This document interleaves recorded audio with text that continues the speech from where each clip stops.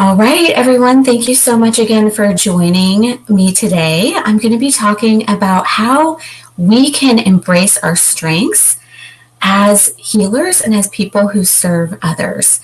And so first I'm going to tell you a little bit about me and my story.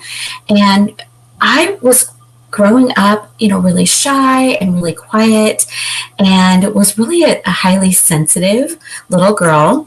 Now I know that I'm an intuitive empath. And at the time, they just thought I was so shy, and I really struggled to manage my emotions. I cried a lot, and I really was just somebody who always loved people, but couldn't handle big groups and big crowds and noise. It just was overwhelming to me. I remember there was one time that my aunt and uncle brought all my cousins over, and they were loud and they were jumping on the couch, and I just went to my room and said, can we tell them to leave, please? Because I just couldn't handle all of the ruckus. And so in hindsight, now knowing that is one of my biggest strengths is, being that intuitive empath, I was just overwhelmed. And I always wanted to help people. So growing up, I always knew that I wanted to help others. I was always the person that people came to for advice and for help. And even in high school, for example, I became a peer counselor when one of the other students had passed away. The teachers had asked me if I would sit with some of the students and help them. And I've always had people come up to me and just tell me their life stories and tell me really deep, meaningful things about their lives. But I also have been able to really understand without being told really what was going on, how people felt, and why they felt that way. So I naturally went into a career as a therapist. And as I built my career, as I went through my education and I learned all of the skills to manage my emotions and manage my energy, I was really able to embrace my empathic strength and not see it as a weakness, but see it as a true strength. And I see a lot of people who are looking at those strengths that really are talents, they're gifts that are given to us, and they don't know how to use them. And so they do look at it as a weakness. So, if it goes unchecked and we don't learn how to harness our strengths, then we can mistakenly be resentful of them or try to push them aside. And so today I'm going to help you learn what I did, which is how to identify and really harness and embrace your strengths so that you can serve others, but also serve yourself better. Right? Do a service to both. So I grew up, I was in the Pacific Northwest, and that's where I am today. Beautiful place and really a lot of nature. It's a great place for me to be able to get away and be able to have a sanctuary. And one of the things that I did over the years is I realized that I needed to have a bit of a lifestyle shift. I had moved into the city for many years. I had a very, very busy career. I started off working with kids and families, especially in crisis situations. I work with a lot of women who've been through abuse and their children, right, going through those abusive marriages and relationships or growing up and still dealing with those things. And then I also, for many years, worked with drug and alcohol offenders. And it was a really rewarding, but also very, very stressful and taxing career because I was working with a lot of court mandated individuals. Now, all of them always wanted to be there. A lot of them liked me, but maybe didn't want to be there. And so it was just not a pleasant situation. And it was very, very draining to me. However, I was able to learn how to set that aside and leave that at the door when I got home. But eventually, I decided that I really wanted to start my own private practice and work from home and be able to embrace my strengths even more. So be able to help others and at the same time be able to take better care of myself. And so I ended up moving into the mountains actually onto what used to be our vacation property, built a beautiful custom home where I have my own nice quiet space to work and where I can choose my workload. I am able to give myself the tools to feel good, be successful, and give my best to others. And I'm still an introvert. And I'm still that introvert, although I have learned to be able to manage my emotions and to speak in front of others like I am today, whether it's online or it's in a big crowd. I've also learned to be able to manage being in those big social situations. I still have very close, tight-knit groups of friends, people who really understand and embrace me and my strengths, and I do the same for them. And I think that's another hallmark of, some of the strengths that I have. Even though I was shy and quiet and emotional growing up, I always had a lot of friends, and I always was very inclusive in my friends. I had a very diverse group of friends, and I was embraced by all different kinds of groups. And those are some of the other strengths that I'm going to share with you, because over the years, I learned that those were my strengths, that some of those things weren't just normal. Sometimes we look at our strengths and we think they're just normal, but they really were specific and unique to me. So my greatest strength, my number one strength, has always been being highly empathic. And so being able to really feel others' feelings, to understand why they feel that way, and to be able to relate to them. Now, a lot of women, they are highly empathic, compassionate people, and they're thinking about others first. And so I wanted to highlight some of my strengths just to give you an example.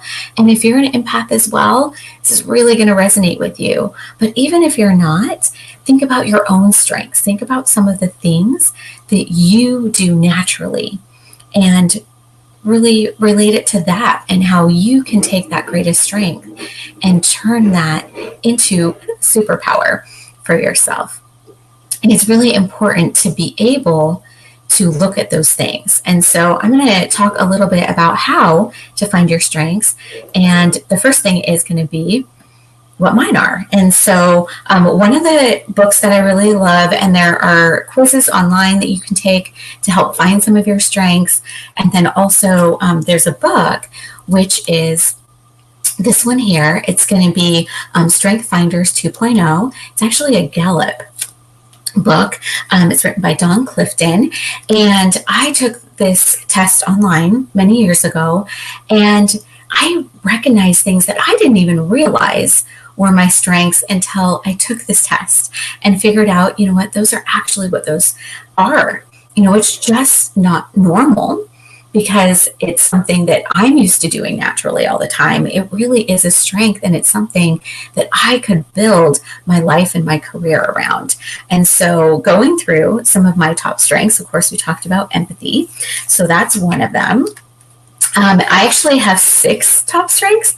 5 and 6 are tied. So the next one is being an includer. So for me personally, like I said, I've always wanted to include others. I wanted to make sure that everybody felt important, that they felt included.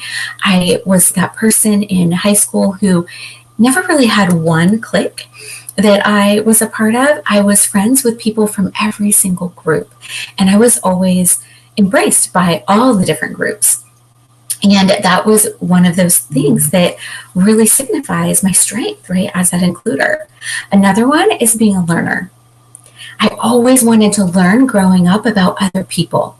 I was always interested in how they felt, what they thought, how they lived, what they believed. And so I always wanted to learn everything I could about other people.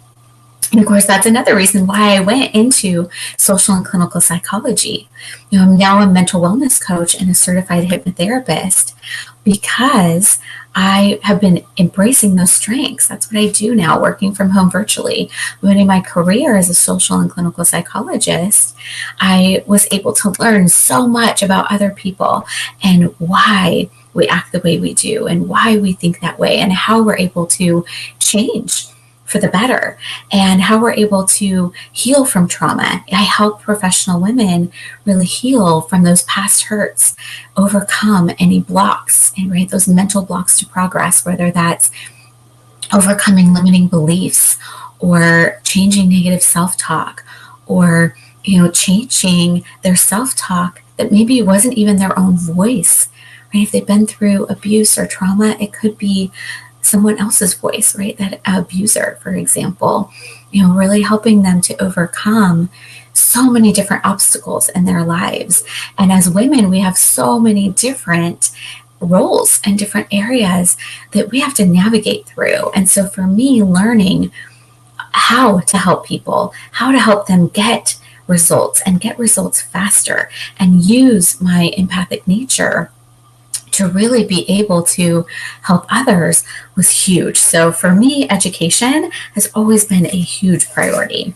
And then another one is responsibility, right? And a sense of commitment, really loyalty and honoring my commitments, and feeling a responsibility to use my gifts to help others. It's always been very strongly innate within me.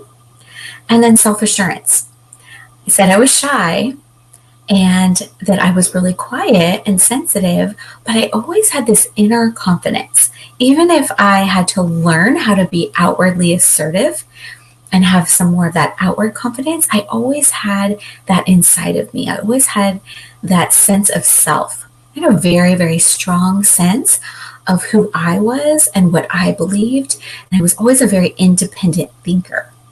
And so for me, that came out with that strength of that self-assurance. And even though I was researching and learning all about other people and how they lived in their lives, for me personally, I always just had a very strong intuition and knew what the right path was and the right decisions were for me. And then that takes me to my last main strength, which is strategy. And so being a very strategic thinker is really, really helpful in combination, right, with all of these other strengths, to be able to be empathic, to be intuitive, to really want to learn about others, and in helping others, being able to come up with that strategy to help them to improve their own lives as well as my own. And the assertiveness training that I went through in graduate school was amazing. It changed my life. So did some of the relationships that I had, including with my husband, who I've now been with the entire time that I have been building this career for over 20 years now. And, really building that relationship with him and really seeing his strengths helped me to strengthen myself emotionally and to be more resilient. And so you can surround yourself with people, and you can surround yourself with environments that help to build your own strengths, but also their strengths can complement yours. And so finding your strengths is not about comparing yourself. And sometimes people get caught in the trap of wishing they had other people's strengths, right? Looking at their strengths as weaknesses, and they're not knowing how to really build upon those and how to embrace them as strengths. And so they'll look at others and say, oh, I wish I was like that, or that strength is so much better. And so I'm going to give you a word of caution. So I teach about strengths a lot, and so my book is tabbed. So I actually have the green are my biggest strengths, the yellow are the middle, and the red are the ones that are at the lowest. However, that might not work for you if you compare, right? If you're going to compare yourself, do not look at anything except for the report that shows your strengths, because I don't want you to fall into that trap of looking at the ones that are on the lowest, right? They're not weaknesses. They're just not your strengths, right? They're someone else's strengths, and they're meant to be. I truly believe that we are who we are because we have those special, unique gifts and talents that we're meant to give to the world. And it can feel burdensome sometimes when you don't know how to harness those strengths. But when you really focus on them and building those, instead of focusing on what you think are your weaknesses and trying to bolster those up, you will be so much happier. You will find so much peace, so much more joy and harmony in your life. And then you can look at those things that maybe aren't your strengths and find those other people who complement you so well, right? Your best friends, spouse, partner, mentors, coaches, team, right? And if you have a business, you can hire people that have those strengths. You can surround yourself with people who have other strengths that are different than yours, and you can make a phenomenal team doing that. And so really finding your strengths, you can do that in a few different ways. You can take a quiz, right? You can take that Gallup test from the Strength Finders. You can also think about what other people have said to you about what they think you're good at. Again, a lot of times we'll blow them off and just say, you know what? No, that's just me. That's just who I am. But that's not true. It really is a strength. It's not just normal, right? What you think is easy and what you think just comes naturally to you, a lot of times is a huge strength. Also, tap into that intuition, tap into that inner wisdom, right? Listen, be mindful, sit and think about, when do you feel the best? When do you have the most energy, right? What are the things that you love to do? Right? And then really listen to yourself with your energy levels and your emotions. Don't try to push yourself. We work our best when we're at that highest level of energy, right? That highest vibration of that energy. And so doing what comes really naturally to you and what are your strengths, you're going to be at that highest level, but don't deplete it. And don't push yourself so much that you burn out. That's one of the reasons why I had to make that lifestyle shift. Because again, I had a very, very busy, full, successful business, but it was stressful. And I was working way too many hours with way too many clients. And I was pushing myself past my limits, and I was burning out physically and emotionally, mentally. And so, being really in tune with your strengths also means you need to be in tune with those energy levels so you can be in that flow, and it can guide you in making the right decisions for you. So stop and take a moment, take a breath, and be really mindful about how you're feeling and where you're at so you're not getting so overwhelmed. And then really, once you've identified what those strengths are, when you're at your best, what other people are seeing, ask those people close to you, what do you think my strengths are? Or maybe you do look at that objective test. Sometimes it's good to look at it from that outside objective perspective because it is hard to see our own gifts and our own talents and our own strengths. So once you've identified those, cultivate them. Build them up, incorporate them into your life and your work. And that's one of the things that I always knew is what I wanted to do for a living, but I had to find different ways, right? It took me time to figure out what the best way to serve others and to serve myself was. And so begin to incorporate those things into your life. Now having my own virtual private practice, being able to do therapy with people virtually and then take the breaks in between each and every client to be able to work from home and have my quiet space and to be able to look out at the view or go out into nature and really reset and recharge. That's how I took my gifts and my skills and I'm able to really give them at my best level, because I built my work and I built my life around being able to do that. Again, you're just going to have so much more fulfillment, be so much happier, and so much less stressed when you can do that. So, harness, right? Harness your power. Learn how to manage your emotions. Emotional management is managing right? Managing your emotions, being able to have that resilience, that emotional strength, that bounce back ability, being able to understand your feelings as well as others. And it's not just about giving to others all of the time. And, emotions are a huge part of our lives. And so learning how to manage those, especially if you're an empath as well, is so important. And so it's not just interactions with people. It can be things like news. It can be noises, right? What you're watching on the television, what you're reading online. It can be so many things. It can exhaust us, right? It can really drain. And so being really careful to guard your emotions and to guard your energy, to be able to manage that in a really, really positive way. That's something that is really important to me to teach my clients is emotional empowerment and emotional intelligence. Being able to really be aware, right? Awareness is the first step. Awareness is one of the keys to everything, is that mindfulness and that awareness.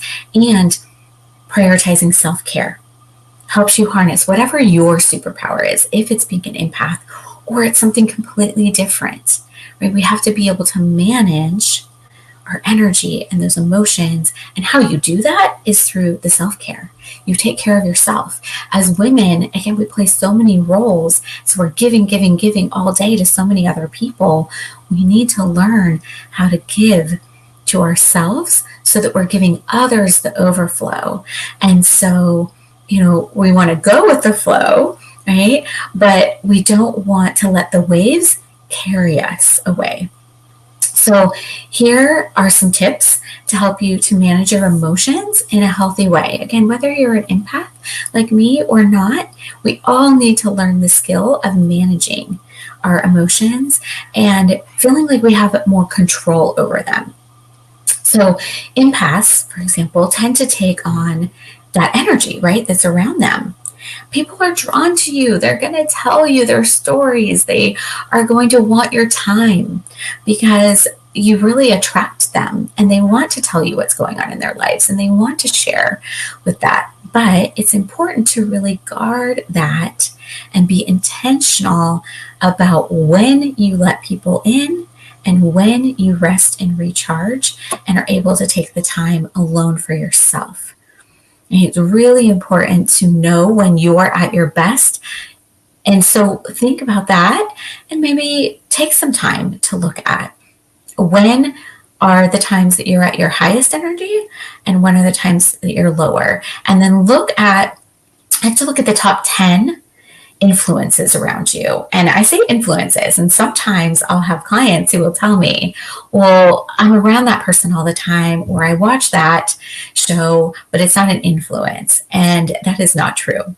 Anything that you spend time around is an influence. So whether that's a person, whether that's a show, whether that's a podcast, whether that's someone you follow on social media, whatever it is. So it could just be social media outlets in general, or it could be specific ones. You could feel different on Instagram than you do on Facebook, for example, right? It could be a different energy for you. So look at those top 10 influences, things you spend the most time with and around, and rate them. Put a plus sign next to it if it makes you feel better. Higher energy, higher vibe, better about yourself and your situation in the world. Put an equal sign if it doesn't change anything, right? It doesn't tap you out, but it doesn't add to it either. And put a negative next to it if it drains you, right? If it takes that energy away. For example, one of the things that I had to do was change my homepage on my computer, because whenever I would go to it, I had to change it to just plain Google, because whenever I would go to the homepage, there would be death and destruction all over. And you get sucked into the stories and it would just make me emotional, right? It would upset me. And now I'm like, okay, there's a time and a place for that. But I know personally I have to read my news versus listen to it, because I hear the emotion that people are putting into it on television, for example, right? It's very interesting to pay attention to where your energy is going. Okay, so really look at that. The next thing you can do is find an outlet to get those emotions out, to process those. So for you, it could be journaling, it could be art, it could be creating something, finding support, like somebody like me who, a coach or a therapist, or, other like-minded individuals. It could be a group program, it could be one-to-one, but finding some kind of outside support, I think, is so crucial, because we need to heal and release our old emotions that we may still be holding on to. I call them the weeds. Right? The weeds are the things that keep popping up over and over and over again. It's like they keep popping up and then you mow them over, right? You're like, okay, I dealt with it. But then they pop back up again and then you mow them back up down again, right? If they keep popping up for you, it's a sign that you haven't healed that you haven't pulled it out by the root, healed that area, and moved on yet. And so finding a way, finding a process, finding someone that can help you to do that is so important. You have to have ways, it could be exercise, could be, maybe you're a runner, but finding ways to release stress and tension and process through those emotions is so important, because otherwise they hold you back and they can weigh you down. They can really stifle your energy. And so, having somebody, what I call is from outside the snow globe. Think about a snow globe, right? It has you flip it upside down, it has a little blizzard inside. Well, when you're inside the snow globe, it's hard to see outside of it. So I think having some things that you can do on your own, but also finding that outside method of support, somebody who isn't on the inside of the snow globe, that doesn't have judgment or a vested interest in you making one decision or another, or isn't going to have their feelings hurt when you need to vent. Right? Somebody who can really help you process through those things is also important. So I like to have that two-pronged approach, to have something that you do for yourself to process, but then also having some kind of outside support. And then another step that you can take is really taking personal responsibility for your emotions and learning to build up that strength and that resilience. It's up to you. You're the one who's in control of that. Now, we can't control what goes on outside of us, what other people do or say, what happens in the world. There's a lot we can't control, but one of the things you can is you can take personal responsibility and you can start to take action to improve your mindset, to improve what's going on, right, in your mind and in your emotions and with your energy. And to change that, you really can. You can look at every experience as an opportunity to learn from it, to grow, to become better, right, to improve. So taking each thing that happens and not looking at it black and white as good or bad, not having that fixed mindset of, it's just this or it's that, looking at it as, whether it was good, bad, or ugly, like, what is the lesson that I can learn from this? And how can I have that help me to respond better if it's something that you can't control, right? Or to do things a little bit differently, right? To make some adjustments for the future. Responding versus reacting, taking a moment, taking a pause, and really choosing how to respond. That's another great way to really begin to increase that emotional strength and that resilience. Right? You alone are the one that can control that. No one else can make you feel a certain way. But if we keep just reacting in the same way that we always have, you're going to keep getting the same results. And so if you can choose to stop and pause and respond to the situation and maybe respond a little differently, think ahead, right? It's going to help change those results for the better.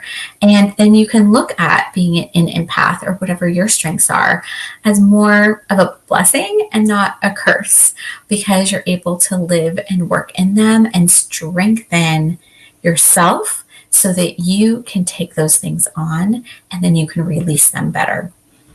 And then, looking at that outside perspective, right? That's that last one. Look at the patterns. Try to step back yourself when you're doing that journaling or you're doing that reflective time, right? When you're being more mindful, you can actually start to see patterns and you can start to see triggers. So then you can see them coming. And the moment you start feeling like your energy is getting depleted, or the moment you start feeling like things are getting out of control, you can stop it before it happens, right? You can see, so you can avoid those pitfalls. So start writing those things down, when you get in those little arguments or you're becoming short because your energy is getting low, right? You're getting frustrated. Write those things down, look for those patterns, look for those triggers, and take those lessons from the past and actually use them to make the change. Right? If we don't make those changes and we don't learn and grow from those lessons, what happens is we're doomed to repeat the same mistakes over and over and over again until we do. And make sure not to judge yourself, right? Give yourself lots of grace. Focus on what you can control versus what you can't. Release the past. Really focus on the present. If you're saying, well, I didn't do this in the past, and you're beating yourself up about it, it does nothing for you in the present, and it surely isn't going to affect your future in a positive way. So absolutely make sure that you give yourself grace and kindness. Right? We need to accept we're not always going to make the right decisions. We are going to screw up royally sometimes. But if we understand that, that failure or those mistakes are just part of the process of becoming successful, that's how we get into that growth mindset, and that's how we learn. So I love that quote. All right. So before I was able to really recognize and embrace my strengths, I knew what I wanted to do in life. Not everybody does. That's another amazing thing about really honing in on your strengths, is it can help you really clarify what you want to do. Now, I knew what I wanted and I knew how I wanted to help people, but I was really challenged for a very long time in really defining my mission, defining like that vision of how I was going to help others, and really getting clarity around that purpose, and not just be giving and giving and giving and giving everything that I had without keeping anything for myself, right? That wasn't the vision. It was to have a lifestyle, right? And I didn't have that for a long time. I didn't realize that. I was just doing, and I wasn't pausing to be really mindful and think about how I could do both, how I could have the lifestyle and take really good care of myself, have the good mental and physical and emotional health myself while I was helping others with theirs. Right? I overworked to that point of exhaustion and chronic burnout. And I knew that I had skills and talents, but I was just spread too thin. I couldn't really harness them. I couldn't really use them at their most optimal level because I wasn't embracing them and I wasn't using them as the superpowers that they truly are. And I wasn't using them in conjunction with each other. And sometimes it was a little disjointed. So as I began to discover and embrace all of my strengths, it really gave me that clarity. It helped me to increase my outward confidence, to be more assertive, to set better boundaries, which were huge, right? That was pivotal in me being able to then manage my emotions, manage my energy, really have that great lifestyle of having that work-life harmony and heal from burnout as well as prevent it in the future. And so building my life and building my career, my practice around my strengths has allowed me to help others in such a deeper way. And I was able to really hone in on who I was supposed to help. Because sometimes we think, well, I can help everyone, but you really can't, right? And figuring out what your strengths are and beginning to work in them, and really being mindful, like I was mentioning earlier, about when you're at your best energy and who you love to help most and what you love to do and what's the most rewarding for you and what keeps your energy at that highest level. It's really going to help you hone in on who you best serve while also serving yourself. And so again, support. I cannot say that enough. Really focusing on that growth means connecting with other people who can help you, other growth-oriented people. You're here today. That's why you're here. You're surrounding yourself with these good, positive, high vibe messages and other people who are also focused on healing and focused on growth and focused on serving and helping others. It's a great place to be. So having that support is huge. Then don't forget the mindfulness piece, right? Live in the present moment, whether you do this through meditation or through, hypnotherapy, like what I do. I have guided hypnosis recordings that people can do, for example, or you listen to guided meditations, or you just do your own quiet time, or you or connect with nature, whatever is the best for you. And of course, I like to have different approaches, but figure out how to be still, how to be quiet, so that you can tap into your inner wisdom and intuition. When we're go, go, go all the time and things are too busy, we can't listen. We can't hear it. And so a lot of times that's what happens. That's what happened with me, is my, inner wisdom was saying, slow down.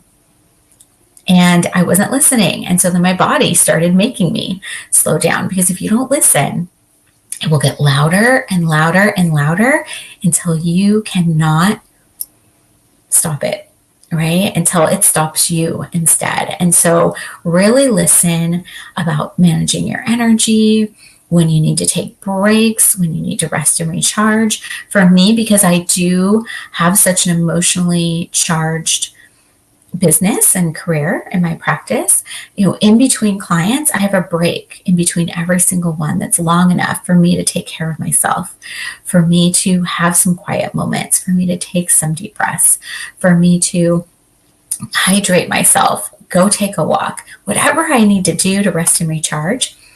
So notice how you feel when you're working in your strengths, and do what feels right to you. If you are having one of those days and you're like, you know what, it's just, I had one of those yesterday. The universe was telling me I needed to stay home because I was stressed about trying to get everything done and fit everything in. And I had all these appointments, and I kept getting all of these signs that I needed to just stop and have a quiet day and be by myself and prepare so that I wasn't stressed and I wasn't running anymore. And I listened.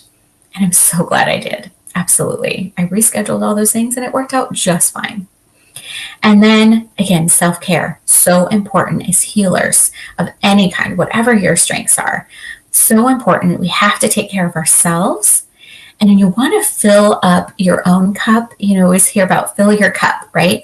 Well, I want you to fill it so much that it's overflowing. And what you give to others is that overflow. Instead of depleting it, and you're, like taking your cup, I have mine right here, right? And you're like pouring it out and you're giving and you're giving and you're giving, and then you have nothing left for yourself at the end of the day. I want you to fill it up so much that it's overflowing. You give others the overflow, and then it's still full just for you by the end of that day. So you are not feeling exhausted and anxious and stressed, and that you really can have the best to be able to give to others and the best to be able to give to yourself and the people that you love at the end of the day.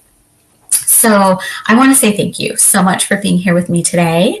We are going to put on the screen here, you're going to have the link to be able to download my positive change journal. This is going to help you just be a tool to support you through identifying those strengths. You use it as a journal to figure out what those strengths are and how you can build them up and how you can make those positive changes, build your emotional strength, your resiliency, to really be able to turn those strengths and harness them into your own superpower. So thank you so much, everyone. Really appreciate you being here today, prioritizing yourself, and wishing you all of the best.